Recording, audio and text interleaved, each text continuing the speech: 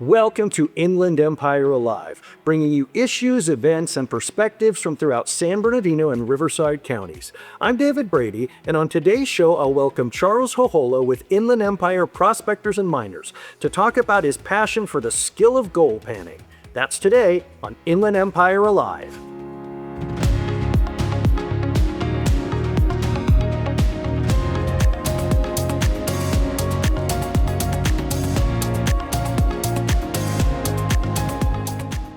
Well, here with me now is the president of the Inland Empire Prospectors and Miners, Charles Hohola. I would say welcome to the program, but I feel like maybe it's more appropriate to say howdy, prospector. Yes. Tell me a little bit about sort of what the chapter does and how you sort of spread the word about prospecting and mining to Okay, the big thing we do, we have our members and we want them to participate in our events. And usually it's two categories. It's the field trips, and we have the school and events that we have for the public.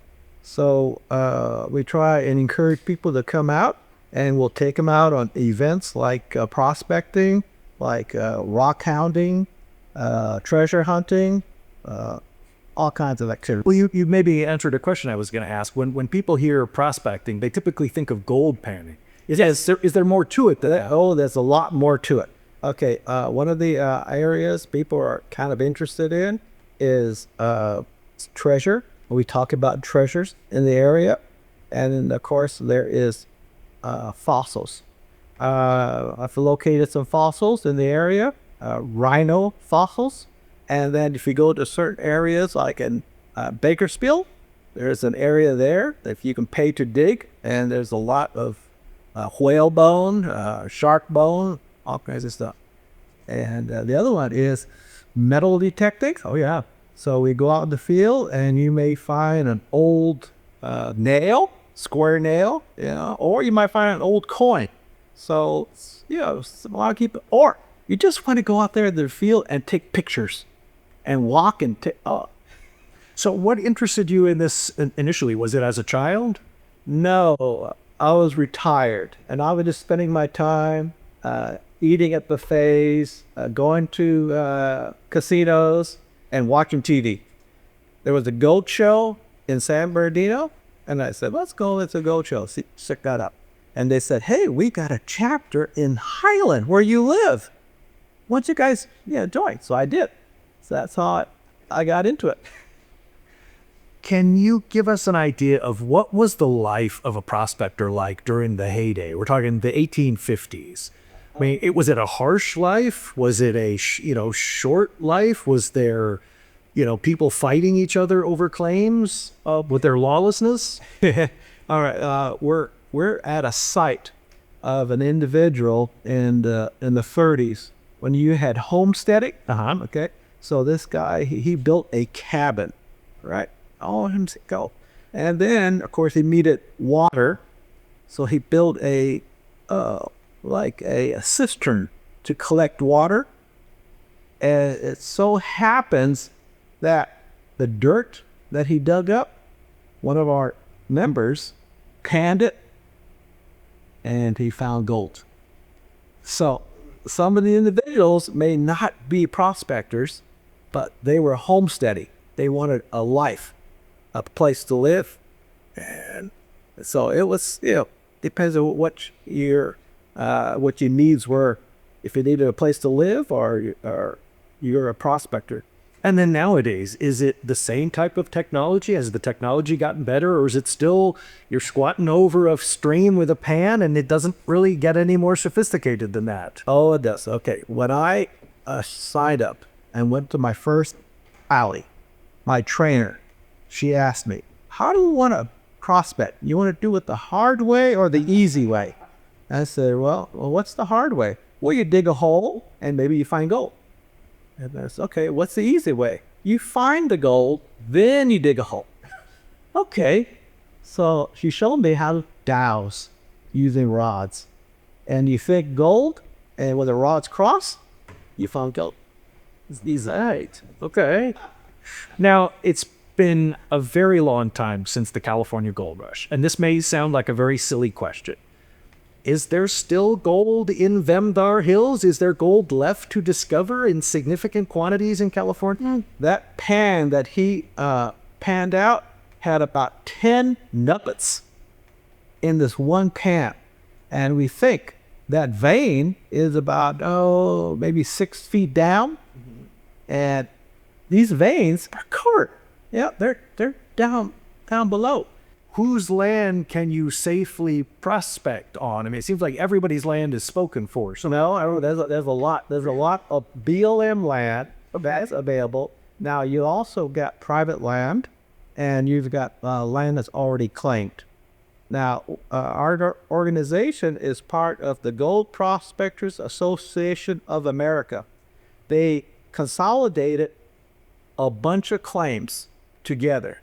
Now, the members have access to those claims. I was going to ask, is it still possible to stake a claim, or is okay? This property that we're working on right now, we're trying to hit that mother lode. Once we find it, we're going to file a claim. Wow. Now, among the chapter members, is there competition to sort? Who's going to find the biggest? Yeah, each individual is different. Okay, some individuals will keep it close to the chest. They don't want to talk. Other people, they'll just give you information. Yeah, so it depends. All right. Well, we will be hearing much more about gold and its value from Charles Hohola right after we come back after these messages.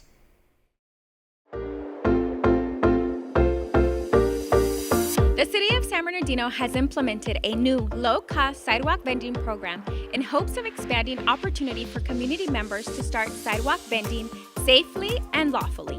We want everyone to have access to the economic benefits that sidewalk vending brings, but we want to make sure that our sidewalk vendors know the do's and don'ts when it comes to our city. We must make sure that vendors are keeping our residents safe by following general health and safety standards and by following all city rules. Like, did you know to legally sidewalk vend in the City of San Bernardino, you'll need a seller's permit? What about the $1 million general liability insurance that you are required to have? Don't let this scare you. When all is said and done, the cost of the annual permit will either be $64 or $154. We want to help in every way we can when it comes to vendors lawfully running and growing their small businesses. But those who operate without the proper permits can and will be cited. Citations can run anywhere from 100 to a misdemeanor, and repeated violations can result in the confiscation of items needed to sidewalk vend. We do not want this to be you. So, if you have any questions or concerns regarding the new sidewalk vending program, please call us at 909-384-5035, where staff will help you navigate your way to becoming a safe and permitted vendor in our city.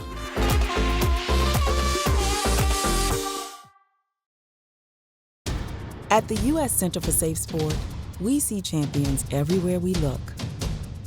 In every sport, on every court, we're building a foundation to ensure all athletes are safe, supported, and strengthened. At the U.S. Center for Safe Sport, ending abuse is not just our job, it's our promise.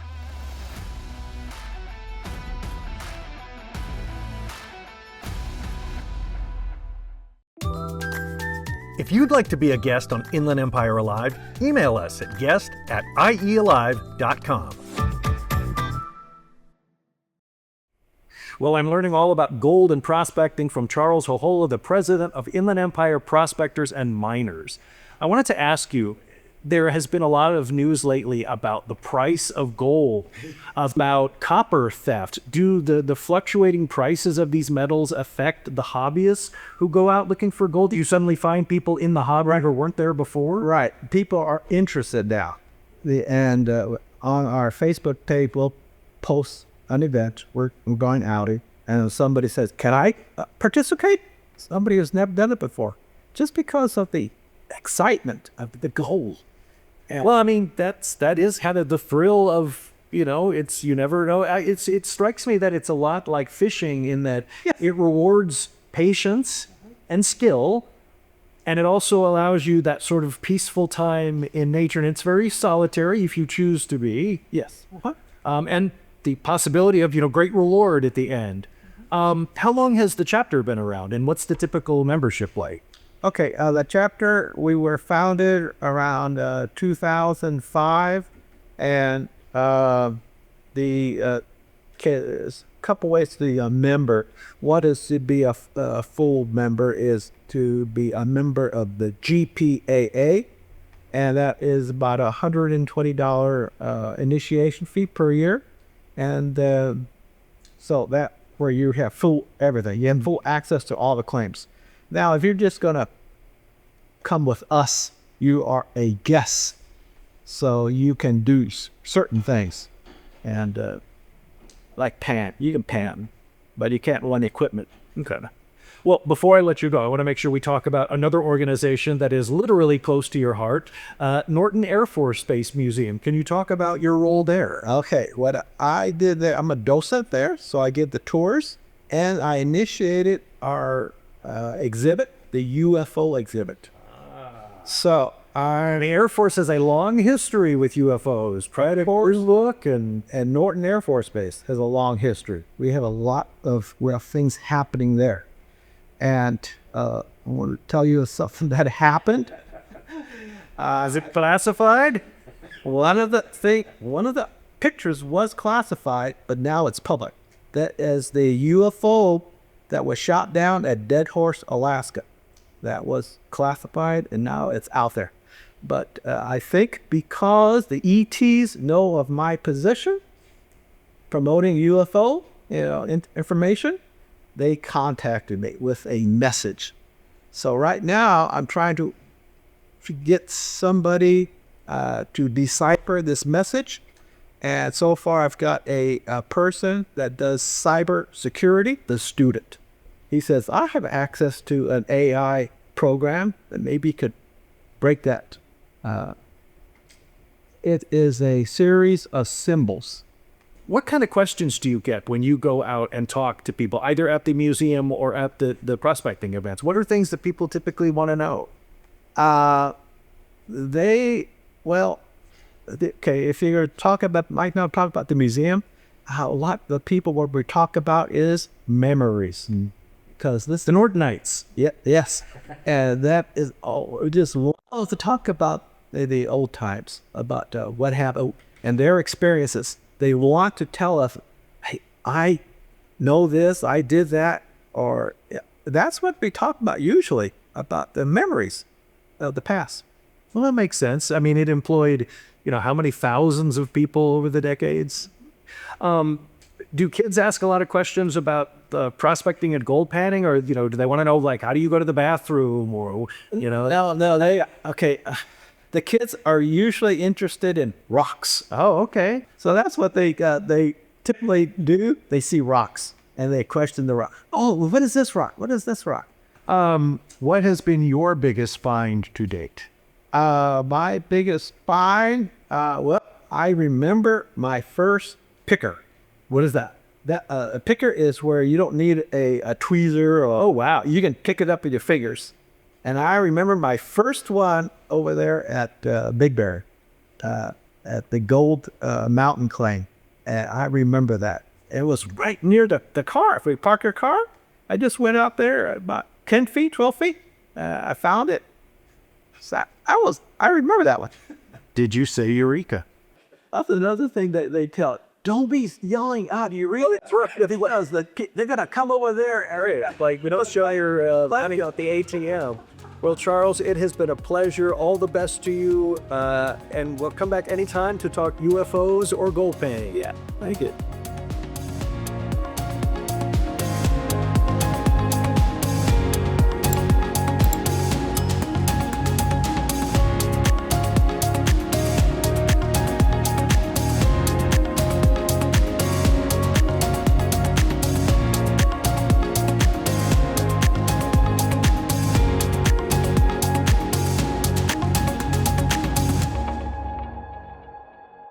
Visit IEAlive.com.